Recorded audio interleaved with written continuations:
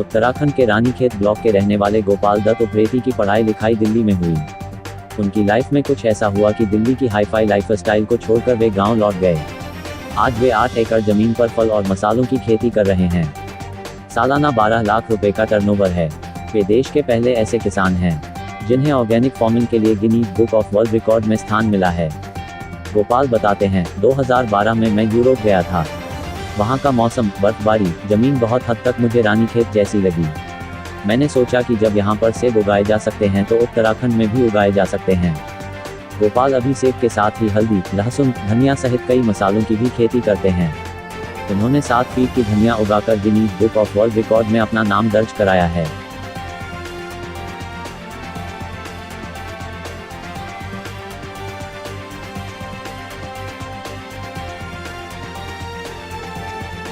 थाना क्षेत्र के सतपुरा मैदान के बीच बने पानी भरे गड्ढे में दोपहर नहाने गए 6 किशारा में से चाचा भतीजा की डूबने से मौत हो गई। मृतक दोनों छात्र चाचा भतीजा की पहचान मझौलिया गांव निवासी धर्म कुमार तथा कुंदन कुमार के रूप में हुई। कड़ी मशक्कत के बाद दाना का शव पानी से बाहर निकाला गया। बताया गया कि गांव में मक्खन प्रसाद का निधन हो गया था। दाह संस्कार के बाद सभी लोग बगल के पोखर में नहाने लगे, परंतु चाचा भतीजा समेत 6 किशार वहां के कुछ दूर स्थित पानी भरे गड्ढे में नहाने चले गए। मृत कुंदन का छोटा भाई कुणाल ने कहा कि मेरे भैया नहाते हुए एक मछली को पकड़ने के लिए लपके, जिससे उनका पांव गहरे पानी में फिसल गया।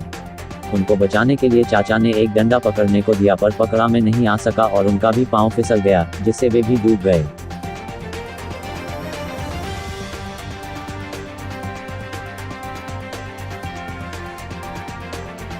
बरूराज थाना क्षेत्र के चौकिया गांव में पलदारी के महज 80 रुपए के विवाद में बड़े भाई बाबूलाल राय ने छाटे भाई कपिल देव राय की धारदार हथियार से हत्या कर दी। बीच बचाव करने आई मां सुखिया देवी और मृतक की पत्नी राजकली देवी सहित 5 लागा को जख्मी कर दिया। घटना को अंजाम देने के बाद हत्या का आरोपी भाई सपरिवार फरार हो गया। राजकली देवी ने बताया कि उसके पति पलदारी करने के बाद अपने दरवाजे पर बैठे थे। पैसे के बंटवारे को लेकर बाबूलाल राय और उमेश राय के बीच विवाद होने लगा। मारपीट तक आने लगी। पति कपिल देव राय भी वहां पहुंचे।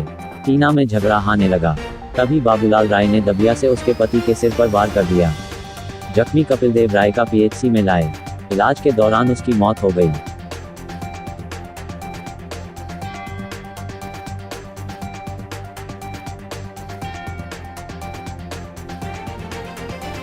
दिल्ली पुलिस के स्पेशल स्टाफ ने ड्रग्स की तस्करी करने वाले 4 तस्करों को गिरफ्तार किया है, जो एम्बुलेंस में गांजे की तस्करी करते थे।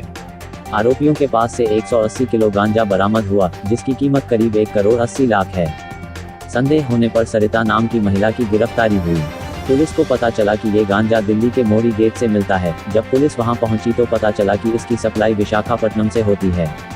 गैंग लीडर शोलाई राज विशाखापट्टनम से नशे की खेप हासिल करता, 2 साथियों की मदद से उसे एम्बुलेंस के जरिए दिल्ली पहुंचाता था। इसके बाद उनका चौथा साथी नशे के सामान को आगे बढ़ा देता था। शोलाई एम्बुलेंस से गांजा भेजने के बाद फ्लाइट से दिल्ली आता था।